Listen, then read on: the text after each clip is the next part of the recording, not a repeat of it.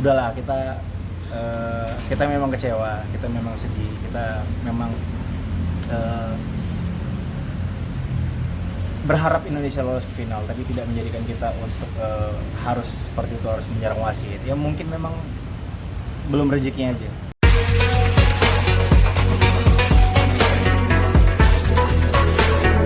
Masyarakat Indonesia kecewa, sedih, apalagi dengan banyak putusan wasit yang menurut kita kontroversial ya. Tapi ya inilah pertandingan, kita nggak bisa memaksa semua pertandingan harus kita menangkan. Tapi yang pasti ini adalah sebuah rekor baru bagi kita, bagi timnas Indonesia, khususnya U23. Dan kita perlu bangga bahwa kita timnas U23, tim debutan, mampu untuk melangkah lebih jauh. Bahkan kita menjadi satu-satunya wakil Asia Tenggara di semifinal. Jadi saya rasa itu satu hal yang membuat kita patut berbangga lah terhadap timnas kita. Dan mudah-mudahan ini kalau saya rasa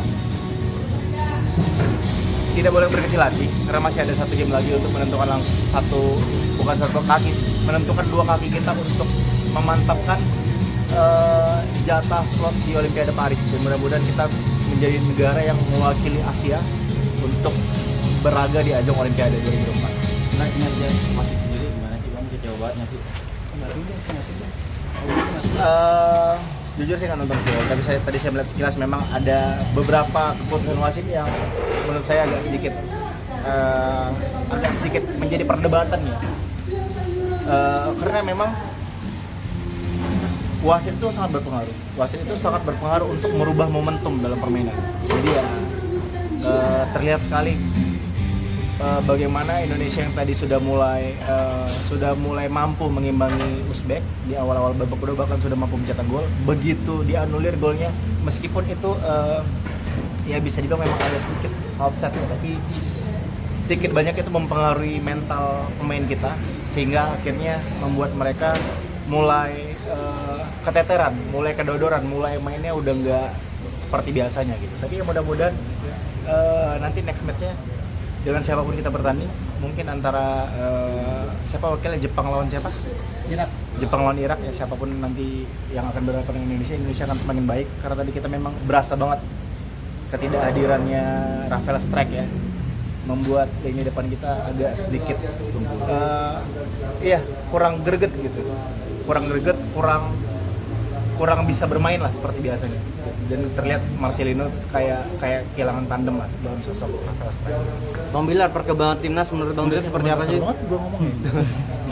Perkembangan timnas Indonesia menurut Bang Bilar seperti apa sih sekarang? Ya untuk ukuran pelatih sudah membawa timnas sekitar 4 tahun ya, Sintayong ya, melatih timnas, kepotong sama pandemi. Ya menurut saya patut diacungi jempol tentunya Sintayong, bagaimana progres timnas yang sangat baik, bagaimana di tangan Sintayong kita mulai diperhitungkan, bukan hanya di level Asia Tenggara lagi, tapi di level Asia. Dan saya sepakat ya bahwa memang dalam sebuah sistem permainan kita tuh butuh nakoda atau butuh arsitek yang memang benar-benar harus butuh waktu gitu, nggak bisa langsung instan. Dan syukurnya antara pelatih dan PSSI itu menurut saya saat ini sekarang memang benar-benar saling bersinergi, mereka benar-benar saling support, saling mendukung. Terlihat bagaimana bagaimana beberapa permintaan di Sintayong, beberapa permintaan coach STY ya untuk meminta pemain naturalisasi langsung diproses cepat oleh Pak Erik, langsung diproses cepat oleh PSSI, dan itu tentunya akan menjadi sesuatu yang akan sangat mendukung ya mendukung dalam permainan timnas kita gitu. Karena memang suka nggak suka memang level liga kita memang belum cukup untuk mengimbangi tim Asia. Karena memang kompetisi liga, menurut saya kompetisi liga dan timnas itu saling sejalan gitu. Kalau kompetisinya bagus, kompetisinya kompetitif, kompetisinya tim-tim yang bermain dengan level tertinggi, otomatis pemainnya juga akan mampu berada di level tertinggi. Dan kita lihat sekarang memang kita banyak menggunakan pemain-pemain yang diaspora ya, pemain-pemain yang naturalisasi. Tapi justru itulah yang saat ini kita butuhkan.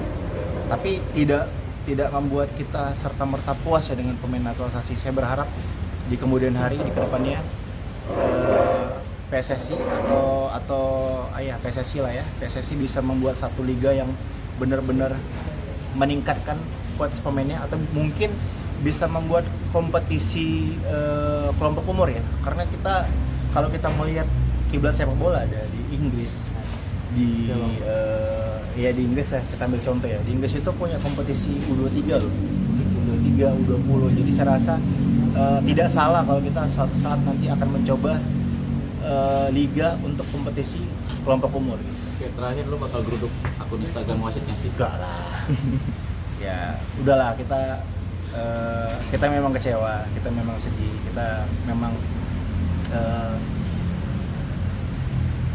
berharap Indonesia lolos ke final, tapi tidak menjadikan kita untuk harus seperti itu, harus menyerang wasit. Ya mungkin memang belum rezekinya aja, dan insya Allah nanti masih banyak kompetisi-kompetisi lainnya, dan insya Allah kita masih bisa menapakkan kaki kita di Olimpiade 2024, dan insya Allah ini bisa menjadi sesuatu yang menjadi kompetisi yang akan mematangkan pemain-pemain kita untuk nanti ketika mampu bermain di Olimpiade bisa bermain dengan level yang lebih tinggi lagi.